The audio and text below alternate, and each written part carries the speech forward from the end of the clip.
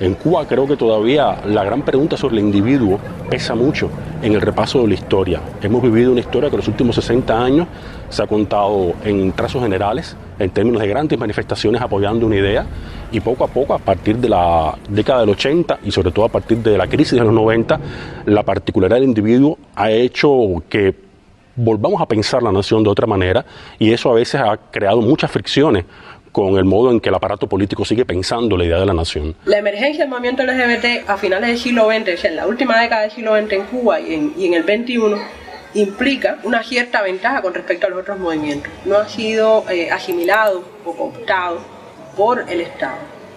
Pero también implica el problema de que no hay una estructura específica con la cual dialogar. Lamentablemente, el proyecto social socialista heredó esa discriminación, esos falsos conceptos, esa ignorancia sobre la sexualidad humana, y en el caso de Cuba se ha demorado, para mi gusto, demasiado en enfrentar esa realidad y transformarla. El machismo surgió como una filosofía en Occidente de un hombre blanco.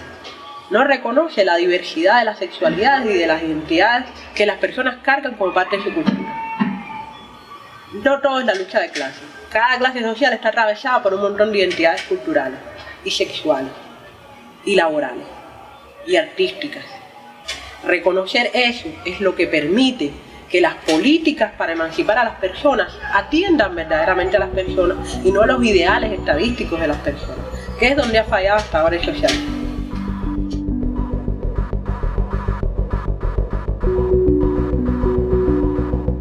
Yo pienso que la realidad cubana tiene mucha carencia de espacios de deliberación. Los individuos de determinadas comunidades, cualquiera esta sea, puede ser los grupos ambientalistas, pero puede ser los grupos LGBT, tengan pues sencillamente espacios para expresar cuáles son sus demandas, entenderse, coordinarse entre sí, poder presentar demandas al gobierno para que puedan ser escuchadas y realmente, y además de un modo autónomo, porque ya sabemos ya que en estas últimas décadas, bueno, pues el gobierno cubano ha generado determinadas instituciones, determinadas personas y determinados eventos y espacios que abordan a la temática de los derechos LGBT. Pero estos espacios siempre son producidos desde el status quo, desde el poder. Es un momento en el que se están repensando muchas cosas, en que desde el poder se están repensando muchas cosas. Yo tengo la idea de que, son estrategias para reproducir el poder, para mantenerlo al fin y al cabo. O sea, el poder reproduce su propia economía de poder, y entonces por eso está intentando algunas transformaciones que muchas veces no están a la altura de los empeños de la gente común, de lo que llamamos también la sociedad civil. Reconocer que hay un problema el cual hay que atajarlo con un no, ya desde el punto de vista político es importante para la sociedad, porque se cobra conciencia de que por mucho que tú hayas avanzado hay cosas que no están bien y que puedes hacerla mejor. Y yo creo que eso es una ganancia neta. Pero en la medida que se crea conciencia y que se pueden hacer cosas juntos y que uno identifica que las discriminaciones se tocan todas y que de alguna manera se cruzan y que logras ponerte en el lugar de la otra persona, yo creo que eso es muy positivo, porque es que empieza a crearse entonces ese ambiente de comunidad. En Cuba difícilmente puede hablarse de que tengamos una comunidad LGBT. Tenemos un público LGBT, tenemos personas que son lesbianas, gays, algunas de ellas están vinculadas entre sí, pero como comunidad a nivel nacional no existe tal cosa, porque no existen los espacios autónomos donde esta comunidad pueda llegar y pueda compartir. Yo creo que sí existe una comunidad cubana LGBT. Independientemente de ese debate que puede ser muy largo y extenso e intenso, a mí me interesa marcar que yo sí considero que existe, puesto que hay líderes, personas fácilmente identificables que abordan estos temas. Hay días específicos, hay gestos, marcas lingüísticas que pudieran evidentemente concentrar o marcar un mapa posible de esa comunidad.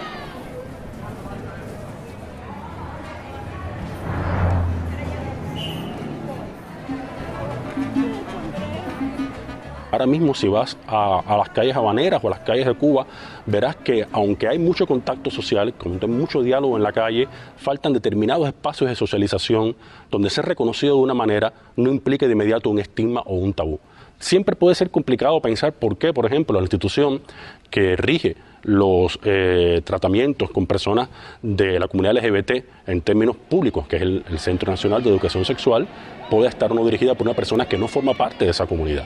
O, por ejemplo, en qué medida, si ya no somos, como esa misma institución nos dice, enfermos, porque ya la Organización Mundial de la Salud eliminó la homosexualidad de las patologías, porque la institución que nos atiende es una institución ligada al mundo de la salud pública. O sea, ¿por qué no crear un espacio civil, un espacio social, donde estas personas puedan hablar por sí mismos, tener representantes que formen parte de sus biografías, que pongan en visibilidad todo lo que significa ser estigmatizado, ser negado o al mismo tiempo ser reconocido en términos de cómo una familia realmente reacomoda su existencia para entender que un hijo homosexual o una hija lesbiana o un hijo travesti no tiene por qué ser exactamente un problema que acabe con el mundo? Que haya transparencia, que es lo fundamental para entenderse estas cosas en la vida, y sin lo cual ninguna comunidad, ni LGBTQ, ni HJ4, ni Z45 va a existir.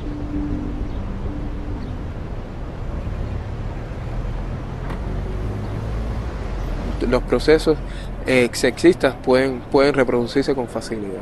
Es decir, nadie está exento de ser un sujeto homófobo, nadie está exento de ser un sujeto discriminador, nadie está exento de construir y de reproducir la violencia, porque desde esos parámetros es que se ha construido también nuestra sociedad. Al amparo de la institucionalidad se ejerce un activismo que tiene cosas positivas.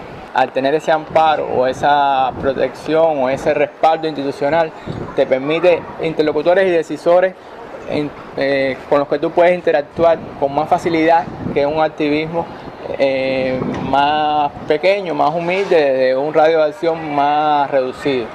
La principal desventaja del activismo que se ejerce desde las instituciones o amparado o vinculado a instituciones es la propia dinámica que tiene una institución, que requiere determinados procesos. Los procesos son más largos, los procesos de decisión, de creación de consenso o de aprobación son también más extensos, y a veces les es difícil reaccionar ante determinados hechos, lo cual es básico para el activismo.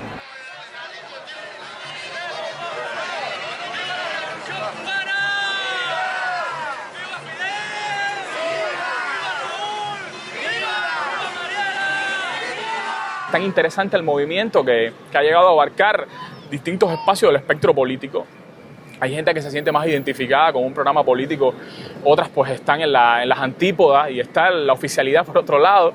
Es un escenario bien interesante. Bueno, nada, lo que hace falta es movilización de unos y de otros y abandonar cualquier postura de exclusión. ¿Qué es lo que sucede en Cuba? Es que lamentablemente el activismo promovido por las instituciones estatales, particularmente por el CNSEX, el Centro Nacional de Educación Sexual, es un activismo que, para la complejidad de la sociedad cubana ahora mismo y de los múltiples intereses que se mueven en el tejido social cubano, es un activismo que ha demostrado ser insuficiente. No nos basta. No es que no debe existir, perfecto, si existe.